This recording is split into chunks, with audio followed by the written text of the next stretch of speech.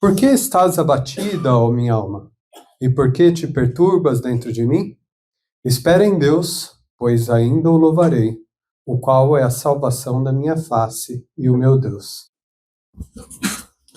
Há 2 semanas atrás, eu estava me sentindo um pouco desanimado. Parecia que nada estava funcionando do jeito que eu estava planejando. E essa sensação ia aumentando de forma que aos poucos eu já nem sabia exatamente o que estava causando isso. Parecia que eu estava perdendo um pouco o controle dos meus sentimentos, e quanto mais eu tentava, mais eu me sentia afundar. O desânimo ele é o resultado de um conflito entre as expectativas que nós temos de algo acontecer e o conflito com algum acontecimento que parece que diminui as chances dessas expectativas de acontecerem. Mas sabemos que isso é algo muito comum e acredito que frequentemente nós nos sentimos um pouco desanimados. Seja talvez por um plano que não concretizou, ou o dinheiro não tá durando o mês inteiro, né? Chegando no final do mês e o dinheiro está acabando, gera uma preocupação. Problemas corriqueiros que todo mundo passa. Nós somos meros mortais. E como não sentir o desânimo diante de tantas dificuldades grandes ou pequenas? Apesar do desânimo ser algo comum, eu também entendo que estar desanimado tem a ver um pouco com a falta de confiança em Deus. E ao saber disso, eu acabava ficando mais desanimado por estar desanimado. Algo que eu não podia controlar. E eu acabava pensando, por que eu estou desanimado? Como eu saio dessa situação? E aí eu li o que escreveu o homem que é segundo o coração de Deus, Davi. O verso que eu li no início.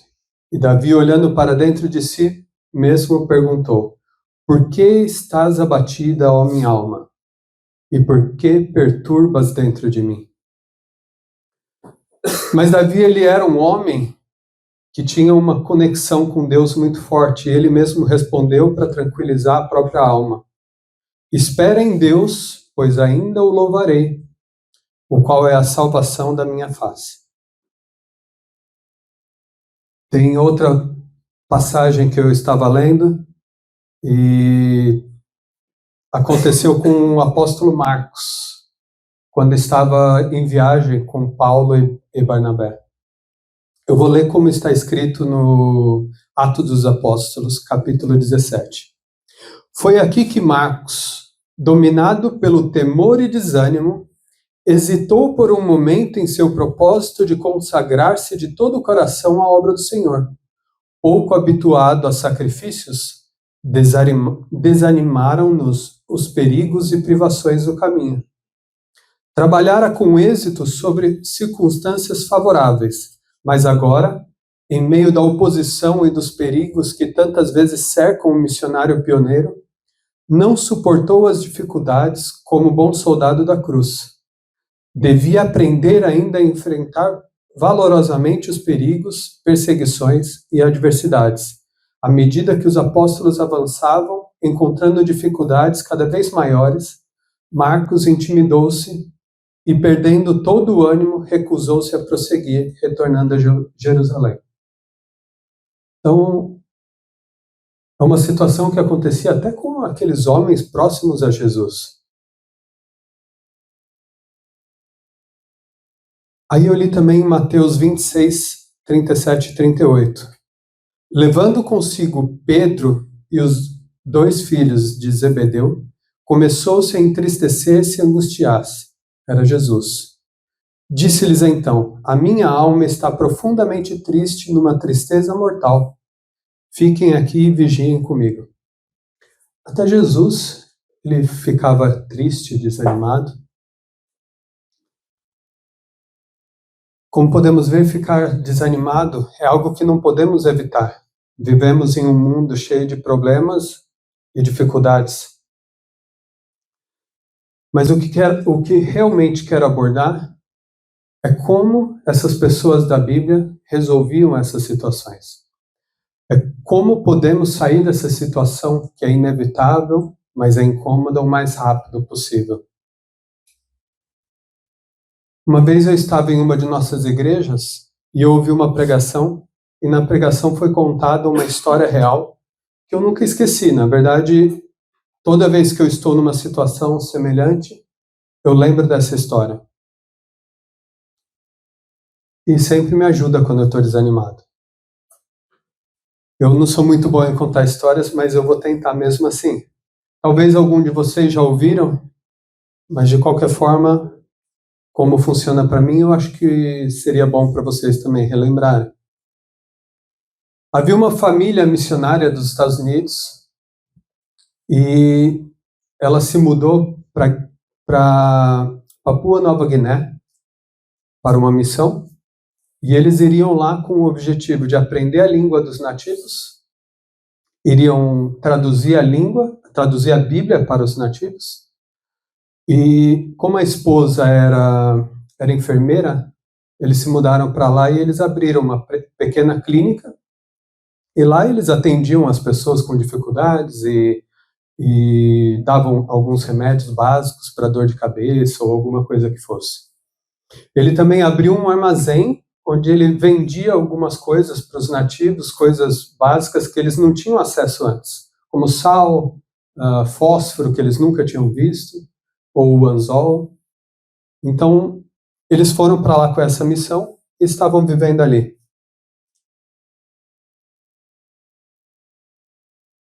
O que acontece é que, com o tempo, afastado de muitas coisas, longe de tudo, no meio da floresta, eles sentiam falta de algumas coisas, frutas, por exemplo, que eles tinham costume nos Estados Unidos, eles sentiam falta. E uma vez ele saiu numa outra missão e trouxe de volta para casa 100 mudas de abacaxis, com a ideia de plantar ali em Nova Guiné. E aí lá ele contratou alguém da aldeia e pagou essa pessoa para poder plantar esses abacaxis no terreno dele. E levaram mais ou menos até os abacaxis começarem a aparecer. Isso daí estava levando quase 3 anos e a ansiedade era muito grande. Tanto tempo sem comer frutas e ele lembrava do sabor do abacaxi, a boca enchia de água. E assim começaram a aparecer os pequenos abacaxis, e iam crescendo. Os nativos, alguns já tinham ouvido falar, alguns já haviam provado, mas muitos nem sabiam como é que era. E não tinha muita facilidade para conseguir. Então estava chegando perto do Natal, quando os abacaxis estariam prontos para serem colhidos. Mas, para surpresa deles, os abacaxis tinham sido colhidos ainda verdes pelos nativos. E acontece que essa foi a luta que ele estava tendo, porque ele tinha os abacaxis, mas antes da hora eles eram colhidos verdes. E eles não conseguiam comer abacaxi. E essa história começou dessa maneira. A verdade é que os nativos, eles viviam na selva, eles não tinham uma regra, não eram civilizados como nós. E era comum para eles. Acho que eles nem chamariam isso de roubo, eles simplesmente, a terra deu, é deles. Eles pegavam. E simplesmente pegavam, não só isso, como pegava tudo. Se eles deixavam uma roupa no varal, em outro dia eles viam alguém dos nativos usando a roupa deles. E ele vinha passando por essas situações, e ele pregava para essas pessoas. Ele estava tentando evangelizar essas pessoas. E ele, como missionário, ele estava num conflito, porque agora ele estava ficando nervoso, frequentemente nervoso. E aí aparecia alguém no armazém dele tentando vender um abacaxi para ele. E ele ficava nervoso. Ou vender alguma outra coisa que já era dele, em troca por outra coisa que eles precisavam. Ele não sabia mais o que fazer. Ele queria muito comer o abacaxi, mas ele não conseguiu nenhum. E o tempo foi passando e essa luta acontecendo. Agora ele tentava também esconder algum abacaxi que estava ainda pequeno, pondo mato por cima. E quando ele chegava na hora que ele achava que estava na hora de colher, ele ia lá e já tinham pegado. Ele não conseguia. Ele tentou fazer acordo com os nativos e dividiu a plantação de abacaxi deles ao meio. Olha, daqui para lá vocês podem pegar, desse lado é meu. Mas não adiantava. Ele via os nativos lá do lado dele, pegando os abacaxis maiores, e aí quando ele olhava, o nativo pulava para o outro lado da linha e simplesmente eles achavam até engraçado, eu acho.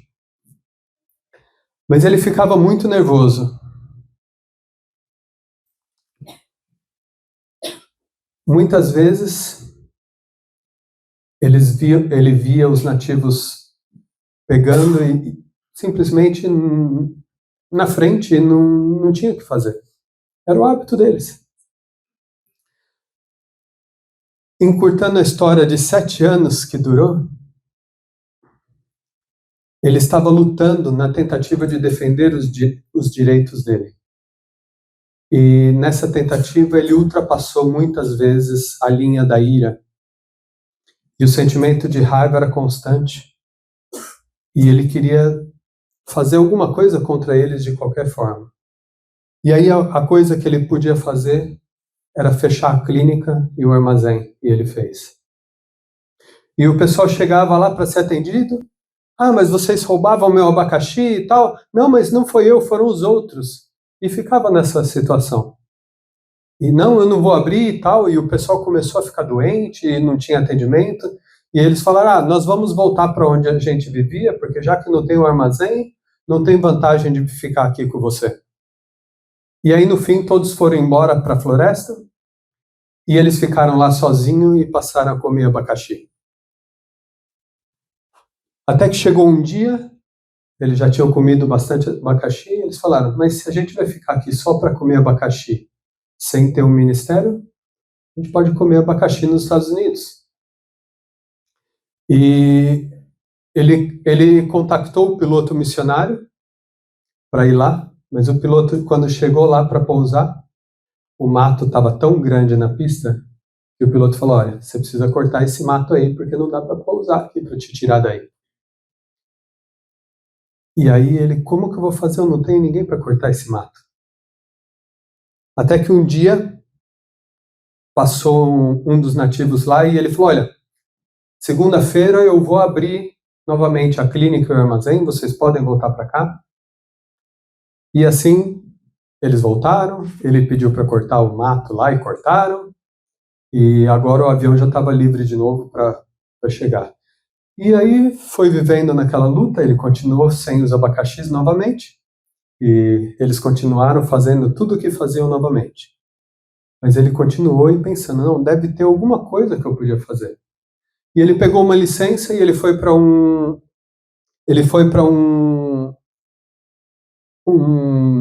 curso intensivo para jovens. E lá ele ouviu uma mensagem de que dizia que deveríamos entregar tudo a Deus. A Bíblia diz, se você der, você terá. Se quiser guardar para si, perderá tudo. Então ele pensou, não tenho nada a perder. Eu já estou sem meus abacaxis.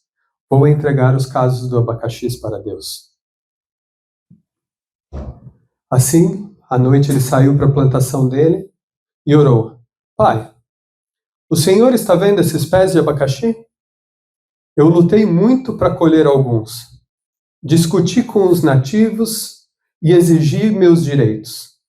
Fiz tudo errado. Estou compreendendo agora. Reconheço o meu erro. Quero entregar tudo ao Senhor. De agora em diante, se o Senhor quiser me deixar comer algum abacaxi, eu aceito. Caso contrário, tudo bem, não tem problema. Assim, ele deixou os abacaxis a Deus e os nativos continuaram roubando os abacaxis de Deus. Mas aí ele já estava na situação que ele sentia que ele tinha que proteger os abacaxis que eram de Deus. E ele continuou nervoso com os nativos. E pensou, Deus não consegue controlar aqueles nativos.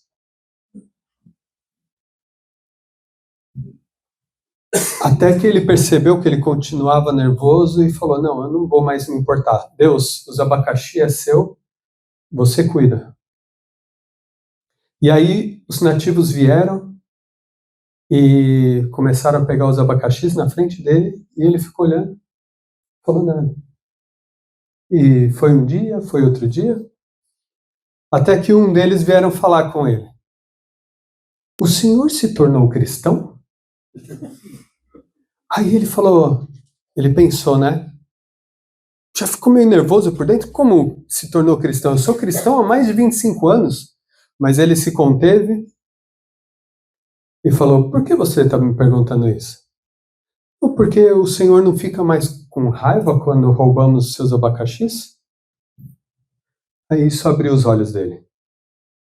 Ele percebeu que ele agora estava vivendo aquilo que ele vinha pregando para os nativos.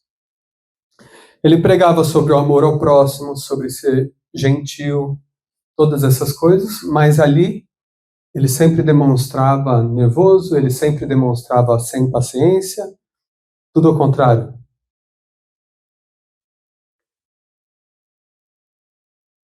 Aí eles perguntaram, por que o senhor não fica mais com raiva? E ele respondeu, é porque agora eu passei a minha plantação de abacaxi, não é mais minha, eu passei para frente. Passou para frente? E por não ser mais minha, eu não tenho por que ficar bravo com vocês mais. Mas para quem que você passou? E ele falou, eu dei para Deus. E aí eles olharam para o outro, pensativos, mas agora, não. Eles não gostaram disso. Eles falaram, não, vai lá dentro, ora, e fala para Deus que você se enganou e que quer a plantação de volta. Eles ouviam tanto sobre Deus, um deles perguntou, Deus vê no escuro? E ele falou, vê. E Deus é muito grande? Sim, é muito grande. E eles tinham medo de Deus. E eles falaram, não, vai lá e pega a plantação de volta. Nós queremos que você tenha a plantação. Não, mas eu não quero, eu estou bem agora assim, eu estou mais feliz assim. E eles viram que ele não ia pegar a plantação de volta. Alguns deles tinham medo de Deus e pararam de pegar os abacaxis. Alguns não estavam nem aí e continuavam pegando os abacaxis de Deus. Só que o que acontecia é que quando eles iam pescar e o peixe não fisgava, o anzol, os outros que não pegavam abacaxi falavam, tá vendo? É porque você está pegando os abacaxis de Deus. Um ficava doente, tá vendo? É porque você está pegando os abacaxis de Deus. E aos poucos eles pararam de pegar os abacaxis. Um certo dia, os nativos chegaram a ele e falaram, olha, os abacaxis estão ficando maduros. Você não vai comer, não? Não, os abacaxis não são meus, ele falou. Olha, mas vão apodrecer. Então ele foi lá, colheu alguns e ainda distribuiu os abacaxis com os nativos também. Ele percebeu que todos os anos que ele viveu lá, os nativos observavam as atitudes dele. Os nativos ouviam as palavras que ele dizia, as pregações. E ele via que a pregação e a vida dele não combinavam. E quando ele começou a mudar, os nativos também mudaram. E em pouco tempo, muitos deles se tornaram cristãos. E depois ele falou que ele passou a entregar outras coisas mais a Deus. Entregou outras frutas que ele plantou, entregou tudo e ele chegou a passar a exportar fruta de lá para outras missões. e que a vida dele foi uma bênção a partir dali. E ele teve um grande crescimento. Trazendo isso agora para nós, quantas vezes tentamos mudar algo que parece que está impossível? Talvez aqui na igreja, talvez em casa, com nossos filhos, com a nossa esposa, com nós mesmos. Queremos nos mudar para melhorar e parece que é impossível. Quanto mais nós planejamos, nós vamos por aqui, por ali, por aqui, mas não acontece. A Bíblia fala, nós podemos fazer planos, mas a resposta vem do Senhor. Nós queremos algo rápido, às vezes acontece, mas depois. A resposta para nossas situações está mais próxima do que nós pensamos. Está com o joelho dobrado. Apesar de ter demorado um pouco, porque quando a gente começa a entrar nessa situação de desânimo, parece que a gente, ao invés de se aproximar de Deus, nós queremos resolver as situações nós mesmos. E nós nos afastamos de Deus. Mas quando nós nos voltamos para Deus, é aí que o milagre acontece. É aí que Deus atua. Ele está esperando. Ele está esperando nós nos virarmos para Ele. Pensando um pouco na Cristina e na situação dela, me fez lembrar a história de Ana. Ana não conseguia ter filho. Mas ela era fiel a Deus. E ela orava. E quando ela fez uma prova com Deus, que dedicaria o filho dela a Deus, ela teve Samuel. Foi quando ela orou, foi quando ela pediu. Ela tinha fé e aconteceu no tempo de Deus. Eu não sei, cada um de vocês, quais são as plantações de abacaxis que cada um tem. Quais são as dificuldades que cada um aqui possui. Mas uma coisa eu tenho certeza. Se vocês entregarem na mão de Deus, esse peso que vocês carregam vão ser retirado. Se a causa for boa, Deus vai te dar a causa. E se não for, você não terá o peso, porque o peso vai estar com Deus. E essa experiência eu já tive em muitas situações na minha vida e continuo me esquecendo disso e continuo fazendo errado. Mas todas as vezes que eu me volto para Deus, o meu peso é aliviado. O meu desejo é que todos vocês possam também sentir a mesma situação. Eu acredito que já sentiram, mas é sempre bom fortalecer esse pensamento e estarmos sempre dispostos a usar a Deus como primeira solução para os nossos problemas, não como a última. Esse é meu desejo e a minha oração para todos. Amém.